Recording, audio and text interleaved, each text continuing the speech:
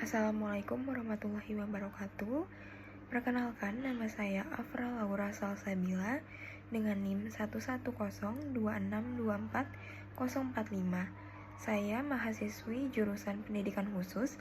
Pada video ini saya akan mengungkap mini penelitian berjudul Peran Orang Tua dalam Meningkatkan Kemandirian Siswa dengan Hambatan Intelektual. Anak dengan hambatan intelektual memerlukan perhatian khusus karena keterbatasan kemampuan kognitif dan adaptif mereka sering memengaruhi kemampuan menjalani aktivitas sehari-hari secara mandiri.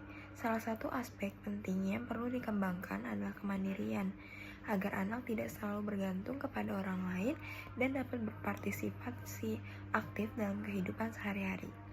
Dalam konteks ini, peran orang tua menjadi sangat penting karena interaksi sehari-hari mereka dengan anak dapat membentuk kebiasaan, memberikan bimbingan dan motivasi untuk belajar mandiri. Mini riset ini bertujuan untuk mengeksplorasi peran orang tua dalam meningkatkan kemandirian anak dengan hambatan intelektual di lingkungan rumah dengan fokus pada aktivitas menyikat gigi, makan sendiri, berpakaian, dan toilet training menggunakan pendekatan yang empatik dan non-stigmatisasi. Penelitian ini menggunakan studi kasus dengan pendekatan kualitatif deskriptif. Subjek penelitian adalah seorang orang tua dari anak dengan Down syndrome di mana identitas pribadi disamarkan untuk menjaga kerahasiaan. Data dikumpulkan melalui wawancara mendalam dan observasi langsung terhadap aktivitas sehari-hari anak di rumah. Prosedur utama meliputi persiapan jadwal observasi, pengamatan aktivitas anak, pencatatan, bimbingan dari orang tua, dan dokumentasi penguatan yang diberikan selama aktivitas. Fokus penelitian adalah pada pola keterlibatan orang tua dan respon anak, bukan pada detail teknis atau pengukuran kuantitatif yang rinci. Hasil observasi menunjukkan bahwa anak mampu melakukan aktivitas sederhana seperti menyikat gigi dan berpakaian dengan bantuan yang diminimalisir. Sedangkan aktivitas yang lebih rumit seperti makan sendiri atau toilet training masih memerlukan bimbingan intensif dari orang tua. Pola keterlibatan orang tua terlihat konsisten, memberikan arahan, mencontohkan langkah demi langkah, memotivasi anak, dan memberikan pujian atau penguatan positif. Pada aktivitas menyikat gigi, tingkat kemandirian anak tinggi karena ada peran orang tua seperti memberi contoh dan penguatan positif. Lalu pada aktivitas berpakaian, tingkat kemandirian anak sedang karena ada peran orang tua yaitu membimbing langkah demi langkah, yaitu seperti bagaimana cara anak untuk melepas dan memakai pakaian.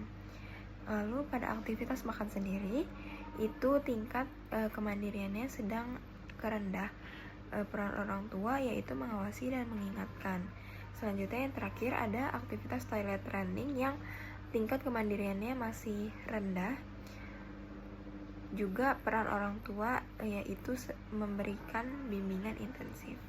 Berdasarkan hasil mini riset ini, dapat disimpulkan bahwa keterlibatan aktif dan konsisten orang tua memiliki pengaruh yang signifikan dalam meningkatkan kemandirian anak dengan hambatan intelektual, khususnya anak dengan Down syndrome.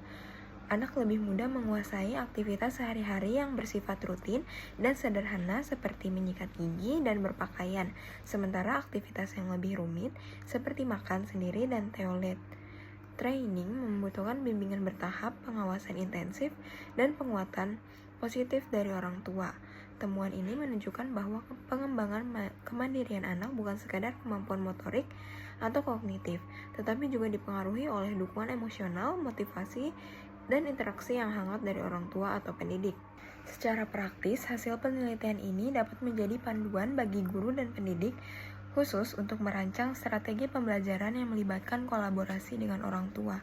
Pendekatan yang sistematis, terstruktur, dan berbasis latihan rutin di rumah maupun sekolah dapat membantu anak mengembangkan keterampilan adaptif dan kemandirian secara optimal. Guru juga dapat memanfaatkan observasi, bimbingan bertahap, serta pemberian motivasi dan pujian untuk mendukung proses belajar anak di kelas. Selain itu, Penelitian ini membuka peluang untuk pengembangan riset selanjutnya, misalnya dengan melibatkan lebih banyak subjek anak dengan hambatan intelektual dari berbagai usia atau tingkat kemampuannya.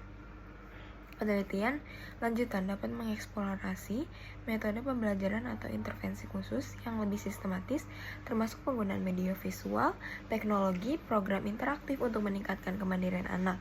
Dengan demikian, hasil riset ini tidak hanya memberikan gambaran tentang praktik yang efektif di rumah, tetapi juga dapat menjadi dasar pengembangan strategi pendidikan khusus yang lebih luas dan aplikatif.